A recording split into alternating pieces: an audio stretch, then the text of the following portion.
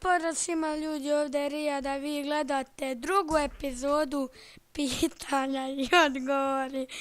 Znači ljudi, ovo je druga epizoda i počinjemo ovo ovako. Ko ti je dao ideju da snimaš? Ideju da snimam nije niko, ja sam gledao Serbijana, Edina Bašća i tako i odlučio sam da i ja snimam. Marko pita, odakle si? Bosna i Hercegovina, Breza. Borna, hoće snimati GTA 5.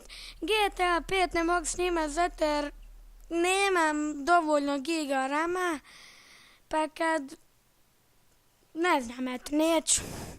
Kada bi te neko pitao da biraš da ubije tebe ili da te ubije ili tvog najboljeg frenda, koga bi izabrao da umrije? Oba dvojicu. Koji su razredi, koliko imaš godina? Razred sam 4, imam 11 godina. Rijade, hoćeš mi dati premium subscribe sam te, hoću dođi chat. Ako... gdje su više? Zašto ptice lete? Vjerovatno što ne hodaju. Najdraži balkanski youtuber, barem trojica. Pa...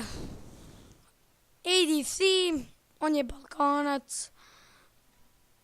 Čekaj, ko još? Eto jedan. Repaj for me.